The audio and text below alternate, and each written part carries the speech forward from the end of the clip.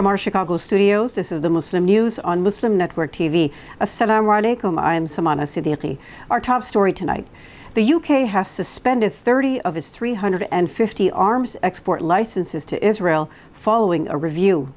Foreign Secretary David Lammy announced the decision, which is aimed at preventing potential breaches of international law. It affects licenses for military aircraft, drones, and ground targeting components. Lammy emphasized that while the suspension addresses specific concerns, it is not a blanket ban or embargo. The review found a clear risk of these arms being used in violations of international humanitarian law during Israel's ongoing war on Gaza, which has killed at least 40,000 Palestinians, mostly civilians. Despite the move, Lammy says the UK remains committed to Israel's security and will keep the situation under review. Unlike the US, the UK does not directly supply Israel with arms, but it does grant export licenses for British companies to sell arms to Israel. Israeli Prime Minister Benjamin Netanyahu is calling the UK's decision shameful, while Amnesty International says it is insufficient. It is with regret that I inform the House today the assessment I have received leaves me unable to conclude anything other than that for certain UK arms exports to Israel, there does exist a clear risk that they might be used to commit or facilitate a serious violation of international humanitarian law.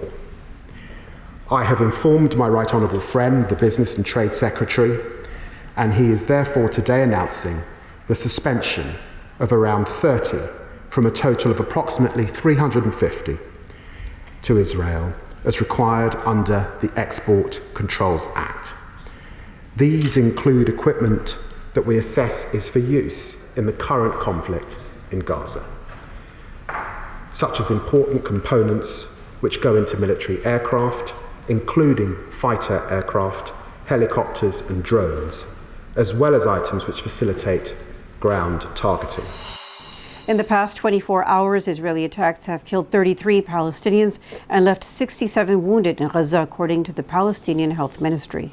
As many as 184 Palestinians have been killed in Israeli strikes in the past 5 days.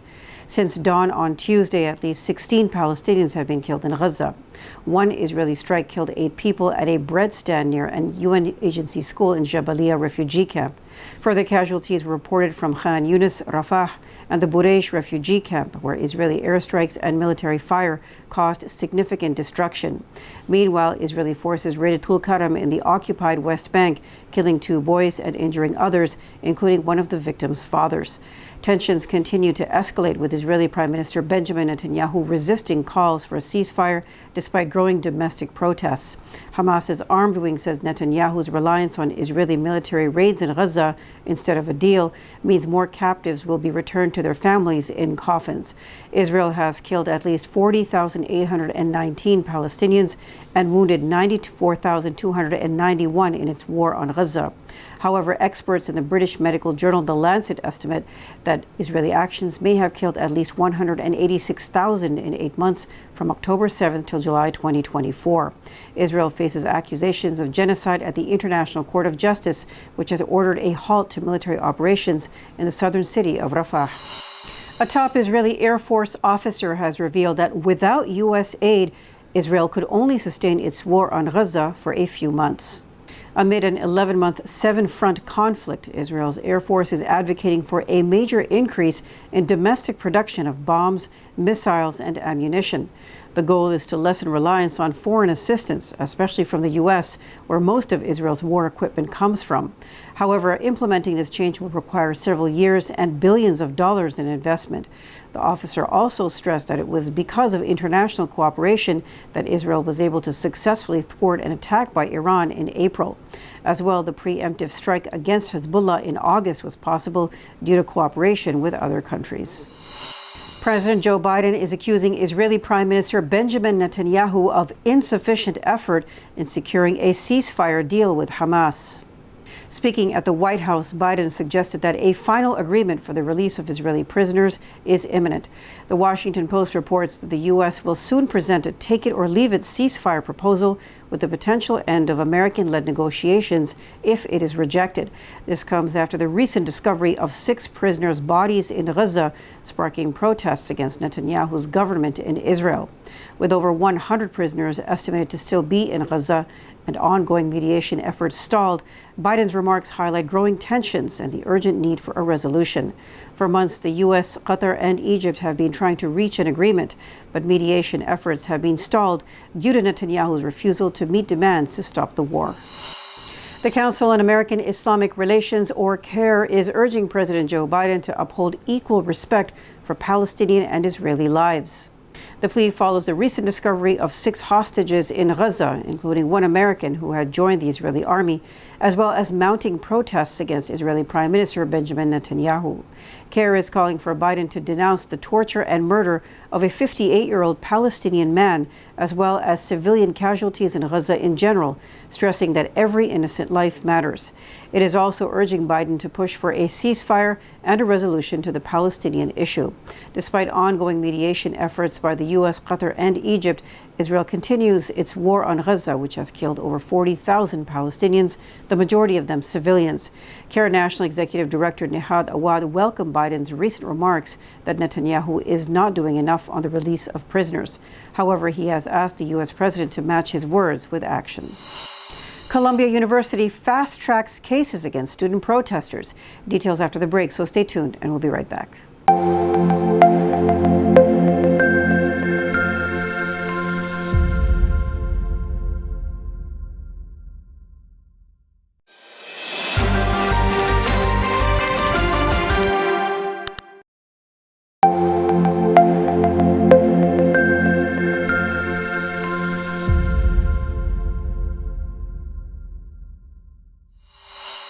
Welcome back.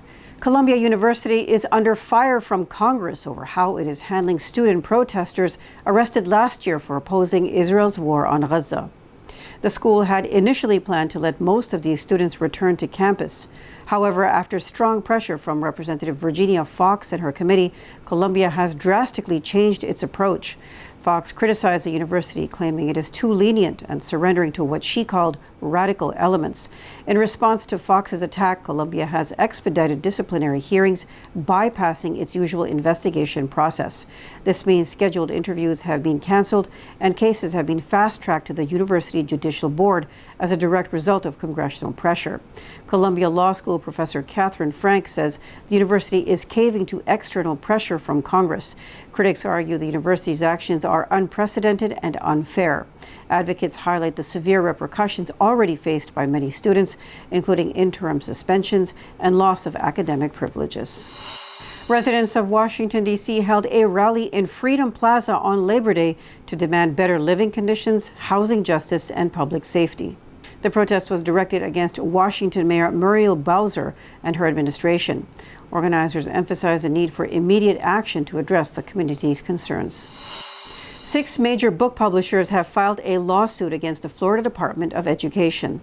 They are challenging a controversial 2023 law that restricts books in school libraries. The lawsuit is supported by the Authors Guild, prominent authors, students, and parents. It argues that the state law HB 1069 infringes on First Amendment rights by broadly censoring literature with sexual content. The plaintiffs say the law's restrictions, which ignore a book's overall value and enforce swift removals, violate constitutional protections for free expression. The law has already led to the removal of classics like The Diary of Anne Frank and Brave New World. This lawsuit joins a growing wave of legal challenges to similar book bans across the U.S., where litigation has started against sexual content bans in Iowa, Texas, and Arkansas, with varying outcomes. In recent months, the legislatures of Alabama and Idaho have passed similar legislation that restricts books based on sexual content, with challenges from civil rights groups expected. The Consumer Financial Protection Bureau, or CFPB, is cracking down on predatory home deals that have exploited Somali Muslim refugees in Minnesota. Many low-income immigrants who are unfamiliar with the formal home buying process in the U.S. or Islamic financing restrictions are lured by sellers who offer interest-free deals.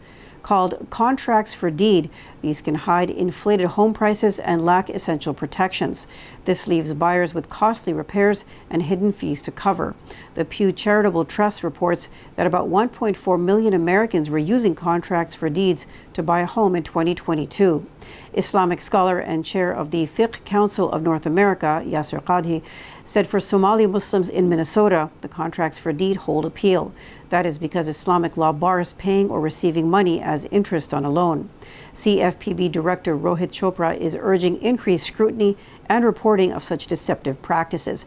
Advocates stress the need for greater regulation to protect vulnerable communities and ensure fair lending practices. The head of Bangladesh's transitional government, Muhammad Yunus, has sought UN support for the return of Rohingya refugees who are currently sheltering in the country. About 1.2 million Rohingya have been in Bangladesh since August 2017 after fleeing a severe military crackdown in Burma's Rakhine state, which has been described as ethnic cleansing. The majority of them live in overcrowded camps in Cox's Bazar, with approximately 35,000 having been relocated to Basanchar Isle since late 2020. Yunus sought support in a phone call with UN High Commissioner for Refugees Filippo Grandi on Monday. Grandi praised Yunus for undertaking what he said was an incredible task to rebuild Bangladesh. Grandi is expected to visit Bangladesh in October. Germany has deported 28 Afghan nationals back to Afghanistan. This is the country's first deportation flight since the Taliban retook control of the country in 2021. The deportees were previously convicted of crimes and residing illegally in Germany. They were sent home following a fatal knife attack in the city of Solingen on August 23rd. This attack killed 3 people and led to charges of murder and terrorism against the perpetrator. It has also intensified Germany's debate on migration and counterterrorism. As a result, Chancellor Olaf Scholz has pledged to expedite deportations and implement stricter security measures. The German government has also announced a package of reforms, including tighter gun laws and enhanced counterterrorism efforts.